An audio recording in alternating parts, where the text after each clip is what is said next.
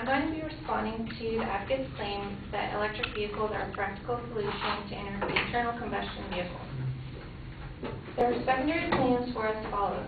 First, that electric vehicles are more energy efficient. Second, that dependence on foreign oil would be lessened.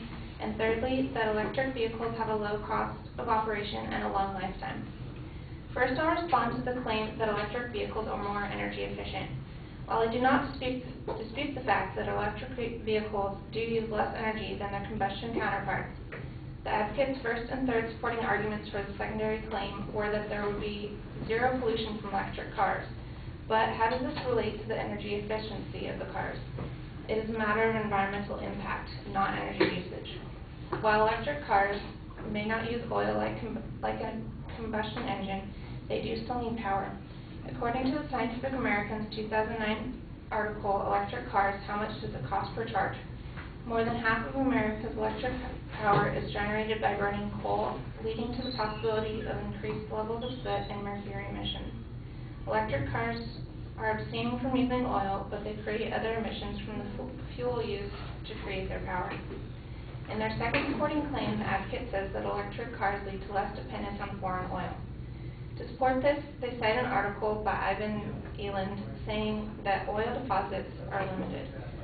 Eland's article is actually titled U.S. Dependence on Foreign Oil, Why We Shouldn't Be Alarmed, and discusses why America's dependence on foreign oil is not actually a bad thing. The article does not support the advocate's argument, but in fact refutes it. They've taken a statement out of context to support their claim. Eland is a qualified political analyst, but he has no experience with electric cars that makes him a qualified source on this topic. While the advocates point that less oil would be used, it still takes oil to power the machines used to manufacture electric cars. Therefore, the oil may be used in far less amount, but it is still a necessary commodity. The third claim was that electric cars have a low cost of operation and a long lifetime. This may be true, but the advocate overlooks the cost of purchase. The cost of an all-electric car is usually much more than a comparable combustion vehicle. It's also very difficult to find cars that are entirely electric-powered in America compared to other countries. Hybrids are pretty common, but they still require some fuel.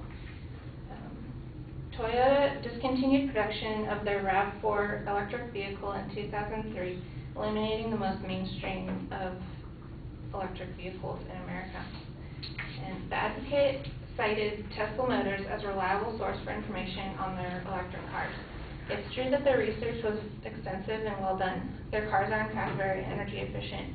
However, the cars that they are marketing cost at the lowest $49,000 and won't be available until 2011.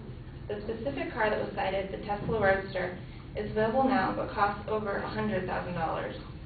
The average consumer cannot afford a car at that price, especially in the current economic climate, no matter how much gas it would save them.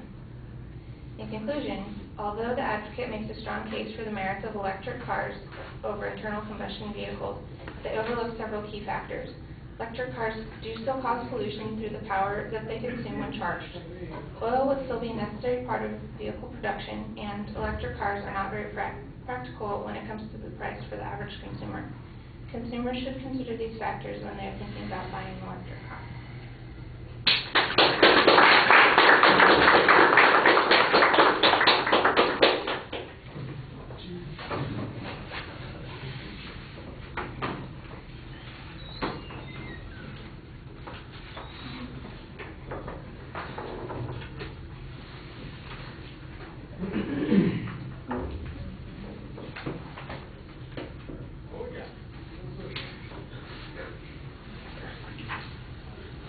All right, very clear labels, easy to follow, good transitions between each of the points, so there's no problem with the structural stuff. You're doing exactly what you're supposed to be doing.